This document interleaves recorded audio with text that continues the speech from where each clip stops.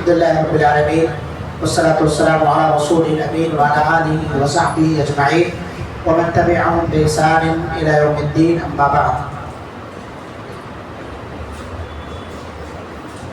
رب اشرح لي صدري ويسر لي امري واحلل عقدة من لساني يفقهوا قولي رب زدني علما اللهم انفعنا بما علمتنا وعلمنا ما ينفعنا وزدنا علما وعملا آمین یا رب العالمین. آج کے درس میں اقتداء سے تعلق رکھنے والی ایک اہم بات کی طرف روشنی ڈالی جائے گی، اور وہ بات ہے امام کی متابعت کیوں اور کیسے. پہلی بات یہ ہے کہ مقتدی کے لیے امام کی متابعت کہا جاتا ہے پیچھے پیچھے چلنا، اور یہ اتباع سے. انبیاء دنیا کے اندر آئے ہیں تاکہ ہم ان کی اتباع کریں، اور نماز کے اندر امام جو بنایا جاتا ہے اس کی بھی اتباع کرنی چاہیے. یعنی نماز کے اندر اس سے پہل نہیں کرنا چاہیے. اسی لیے متابعت کہا جاتا ہے پیچھے پیچھے چلنا، ان سے آگے کوئی کام نہیں کرنا چاہیے. یہ ضروری ہے کہ آپ امام کی متابعت کریں. نبی صلی اللہ علیہ وسلم کا ارشاد ہے انما جعل الامام لیؤتم بہ. امام اسی لیے مقرر کیا جاتا ہے کہ اس کی پیروی کی جائے. لہذا جب وہ تکبیر کہے تو تم تکبیر کہو، اور اس کے تکبیر کہنے سے پہلے تکبیر نہ کہو. صحیح بخاری اور صحیح مسلم کی حدیث ہے. اس روایت سے معلوم ہوتا ہے کہ مقتدی کو امام کے پیچھے پیچھے چلنا چاہیے ارکان اور واجبات وغیرہ کی ادائیگی میں. حضرت برا بن عازب رضی اللہ عنہ فرماتے ہیں کہ ہم نبی صلی اللہ علیہ وسلم کے پیچھے صلاۃ ادا کرتے تھے، نماز ادا کرتے تھے. جب آپ سمیع اللہ لمن حمدہ کہتے تو ہم میں سے کوئی اپنی پیٹھ اس وقت تک سجدے کے لیے نہیں جھکاتا تھا جب تک آپ صلی اللہ علیہ وسلم اپنی پیشانی زمین پر نہ رکھ دیتے. اللہ کے رسول صلی اللہ علیہ وسلم جب اپنی پیشانی زمین پر رکھتے تب پیچھے صحابہ سجدے میں جانے کا ارادہ کرتے تھے. اس سے معلوم ہوتا ہے کہ بہت سارے لوگ رکوع سے سر اٹھانے کے بعد جو پہلے سے ہی تیاری میں لگے رہتے ہیں، آدھا کتنے ایسے لوگ ہیں جو آدھا جھک جاتے ہیں، اور پھر اگر امام تھوڑی دیر تک رکوع کے بعد کھڑا رہ گیا تو پھر سے وہ کھڑے ہوتے ہیں. اس کے بعد پھر دوبارہ وہی حرکت کرتے ہیں، پھر سے دوبارہ. تو اس طرح سے وہ تذبذب کے شکار رہتے ہیں. اب جاؤں کہ تب جاؤں، اب جاؤں کہ تب جاؤں. اس سے منع کیا گیا حدیث میں. امام جب اللہ اکبر بول کر پیشانی زمین پر رکھے سجدے میں تب مقتدی کو نیچے جھکنے کو کہا گیا ہے، اس سے پہلے نہیں. متابعت کا معنی یہی ہوتا ہے کہ آپ کو امام کے پیچھے پیچھے چلنا ہے. جب امام اس کام کو انجام دے اس کے بعد آپ کو چلنا ہے پیچھے پیچھے. مقتدی کے امام سے پہل کرنے پر اسی لیے سخت وعید آئی ہے. جو آدمی پیچھے نماز پڑھتا ہے اسے مقتدی کہا جاتا ہے. تو مقتدی اگر امام سے پہل کر جاتا ہے ان سب چیزوں کی ادائیگی میں تو اس پر حدیث کے اندر اللہ کے رسول صلی اللہ علیہ وسلم نے سخت وعید بیان فرمائی. آپ کا ارشاد ہے، صحیح بخاری اور صحیح مسلم کی حدیث ہے، کہ کیا ایسا شخص جو امام سے پہلے اپنا سر اٹھاتا ہے اس بات سے ڈرتا نہیں ہے کہ اللہ تعالیٰ اس کے سر کو گدھے کے سر سے بدل دے. یعنی ڈرنا چاہیے کہ کہیں اللہ ہماری صورت ہی مسخ نہ کر دے. سجدے میں پہلا سجدہ کیا، دوسرے سجدے سے سر اٹھانے کے لیے، پہلے سجدے سے سر اٹھانے کے لیے تیار رہتا ہے. اسی طرح سے امام بیٹھا ہے 2 رکعت، پہلا سجدہ کر کے درمیان میں دوسرے سجدے میں ابھی گیا نہیں کہ کچھ لوگ پہلے سے ہی جھکتے رہتے ہیں. تو یہ غلطی ہے مقتدیوں کی، اور یہ گناہ کا کام ہے. गुनाह का काम है। डरना चाहिए कि कहीं अल्लाह ताला हमारे जो सर हैं उन सरों को गधे के सर से बदल ना दे। ये जो हदीस है गधे के सर से बदलने वाली, ये दोनों माने पर महमूल है। एक तो वईद है कि अल्लाह रब्बुल आलमीन यानी मजाजी तौर पर कहा गया है गधे के सर से बदल दे, और दूसरा ये है कि हकीकत में अल्लाह ताला तब्दील करेगा, क्योंकि अल्लाह ताला हर चीज़ पर कादिर है। इंसान का सर देकर गुनाहों की वजह से अल्लाह ने जैसे लोगों को सूअर और बंदर बना दिया था, वैसे ही अल्लाह रब्बुल आलमीन इमाम की मुखालफत करने पर, उनसे पहल करने पर हमारे सरों को गधे के सर से तब्दील करने पर कादिर है। उसे डरना चाहिए। तो सजदे में रुकू के बाद फौरन सजदे में जाने की तैयारी में नहीं लगे रहना चाहिए। रुकू के बाद हमें कौमा में खड़ा होना चाहिए और वहाँ जो दुआएं हैं उनको अच्छी तरह इत्मीनान के साथ पढ़ना चाहिए। इसी तरह से दो सजदे कर लिए हैं, पहला सजदा कर लिए हैं, दूसरे सजदे के जाने से पहले दरमियान में इमाम बैठा है तो मुक्तदी को चाहिए कि दूसरे सजदे में जाने के लिए इमाम से पहले ना झुके और ना कोई तकबीर के कलिमात कहे। क्यों? हज़रत उमर रज़ियल्लाहु अन्हु ने एक शख्स को इमाम से सबकत करते देखा तो उसे मारा। इमाम से वो आदमी पहल कर रहा था, उसे मारा और मारने के बाद कहा तुमने अकेले ना नमाज पढ़ी है और ना इमाम के पीछे नमाज पढ़ी। कौन इमाम है तुम्हारा? जमात में शामिल हो तो जो पढ़ा रहा है उसकी इक्तदा करो, ना तो अकेले पढ़ी नमाज तुम और ना किसी की इक्तदा में नमाज पढ़े तो तुम्हारी नमाज होती नहीं होती। इसलिए मारा कि अदब सीखो, इमाम के पीछे कैसे चला जाता है, इमाम के मुताबिक नमाज में कैसे की जाती है।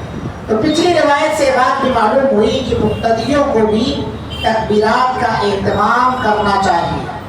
जब इमाम कहे अल्लाहु अकबर तो मुक्तदी खाली उठने बैठने में ना लगा रहे, उसे भी अल्लाहु अकबर कह के तब सजदे में जाना है, उसे भी अल्लाहु अकबर कह के सजदे से सर उठाना है। इस रिवायत के अंदर मजीद अल्फाज हैं, और जब वो यानी इमाम समी अल्लाहु लिमन हमिदा कहे तो तुम अल्लाहुम्मा रब्बना वलकल हम्द कहो। अब ये एक मसला है, इससे पहले भी दर्स में थोड़ी सी वजाहत आई थी इस ताल्लुक से। इस हदीस से बाज़ अहले इल्म ने इस्तदलाल किया है कि मुक्तदी के ज़िम्मे समी अल्लाहु लिमन हमिदा कहना सही नहीं है। जब इमाम इदा क़ाल इमाम समी अल्लाहु लिमन हमिदा फ़क़ूलू अल्लाहुम्मा रब्बना वलकल हम्द, ये हदीस है। इस हदीस के अंदर ये जिक्र नहीं है। क्या जिक्र नहीं इस हदीस के अंदर कि मुक्तदी समी अल्लाहु लिमन हमिदा कहे, क्योंकि सिर्फ रब्बना वलकल हम्द के अल्फाज आए ना। जब इमाम समी अल्लाहु लिमन हमिदा कहे तो तुम रब्बना वलकल हम्द कहो। तो इस हदीस के ज़ाहिरी अल्फाज से तो ये मालूम हो रहा है कि इमाम जब समी अल्लाहु लिमन हमिदा कहे तो मुक्तदी के लिए समी अल्लाहु लिमन हमिदा कहना नहीं है। क्या कहेंगे वो सिर्फ अल्लाहुम्मा रब्बना वलकल हम्द कह के खड़े रहेंगे रुकू के बाद। लेकिन क्या ये बात सही है? ये बात सही नहीं, ये बात दुरुस्त नहीं है। सही बात क्या है कि मुक्तदी भी रुकू से सर उठाते वक्त जिस तरह इमाम समी अल्लाहु लिमन हमिदा बोल करके सर उठाता है, वैसे मुक्तदी भी समी अल्लाहु लिमन हमिदा बोल के सर उठाएंगे। क्योंकि सही हदीस से साबित है कि रसूलुल्लाह सल्लल्लाहु अलैहि वसल्लम ये दोनों कलिमात कहते थे, यानी समी अल्लाहु लिमन हमिदा कह के आप अल्लाहुम्मा रब्बना वलकल हम्द भी कहते थे। तो इसी से एक मसला ये भी है कि इमाम सिर्फ समी अल्लाहु लिमन हमिदा कह के खड़ा नहीं रहेगा, वो भी रुकू के बाद दुआ पढ़ेगा अल्लाहुम्मा रब्बना वलकल हम्दु हम्दन कसीरन तय्यिबन मुबारकन फीह, वो भी दुआ पढ़ेगा।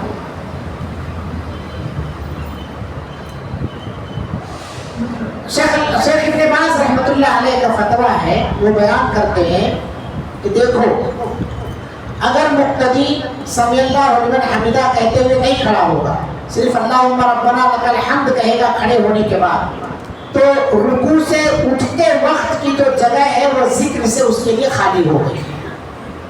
और इसी तरह इमाम जब समी अल्लाहु लिमन हमिदा कह के खड़ा हो गया, अल्लाहुम्मा रब्बना वलकल हम्द नहीं कहा, تو اس کے لیے وہ جگہ رکوع کے بعد کھڑے ہونے کے بعد جو جگہ ہے وہ ذکر سے خالی ہو گئی، اور نماز میں کوئی بھی ایسی جگہ نہیں ہے جو ذکر سے خالی ہو۔ تو نہ جس طرح امام کے لیے ممانعت نہیں ہے کہ اللہم ربنا ولک الحمد نہ کہے، اور ایسے ہی مقتدی کے لیے بھی ممانعت نہیں ہے کہ وہ سمیع اللہ لمن حمدہ نہ کہے۔ تو امام بھی رکوع سے اٹھنے کے بعد اللہم ربنا ولک الحمد پڑھے گا، تحمید کہے گا، اور مقتدی بھی رکوع سے سر اٹھاتے وقت تسمیع یعنی سمیع اللہ لمن حمدہ کا کہنے کا اہتمام کرے گا۔ ایک مسئلہ یہ ہے کہ کیا ربنا ولک الحمد زور سے کہنا چاہیے یا آہستہ؟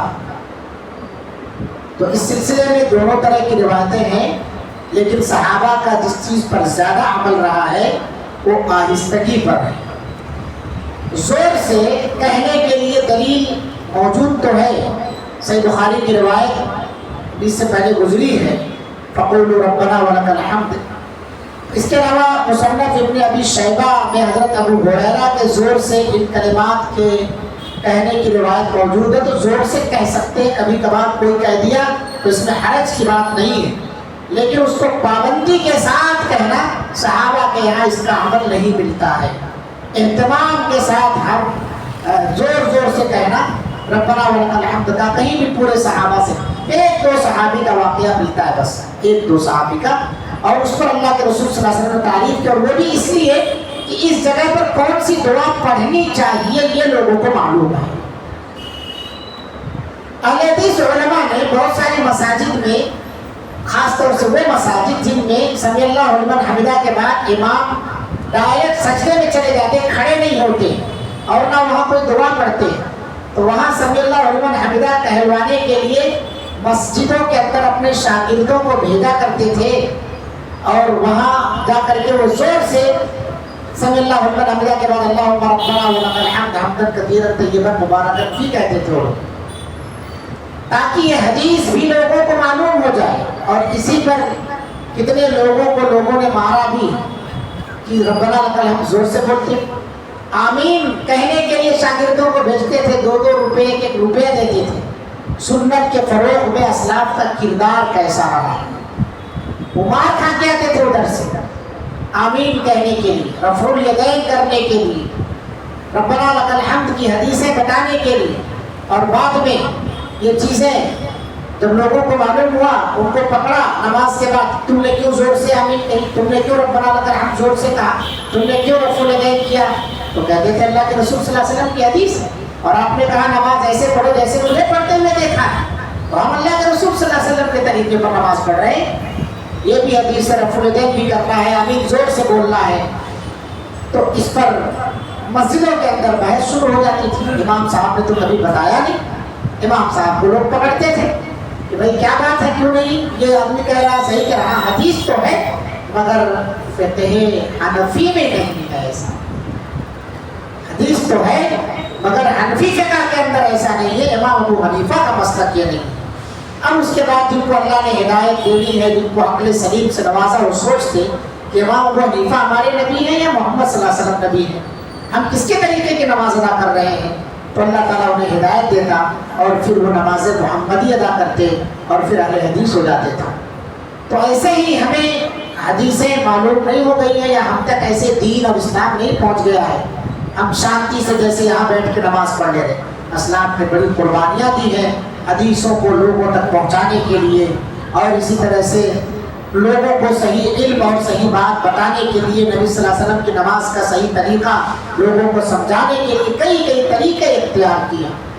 امام مالک رحمۃ اللہ علیہ کو لوگوں نے جو مار دیا تھا، ان کے ہاتھ شل ہو گئے تھے، ہاتھ بندھوا دیا تھا امام مالک رحمۃ اللہ علیہ کا، لٹکا دیا تھا قید خانے میں امام مالک رحمۃ اللہ علیہ۔ یہی سب وجہ ہے، تو لوگوں نے امام مالک کو ماننے والوں نے اپنا ہاتھ چھوڑ کے نماز پڑھنا شروع کر دی۔ یہ تھوڑی طریقہ ہے نبی صلی اللہ علیہ وسلم کہ آپ کہیں ہاتھ نہ باندھیں، نبی صلی اللہ علیہ وسلم کا طریقہ ہاتھ باندھنے کا ہے، اور ہاتھ باندھ کر کے آپ صلی اللہ علیہ وسلم سینے پر رکھا کرتے تھے، اعلیٰ صدری اپنے سینے پر رکھتے تھے۔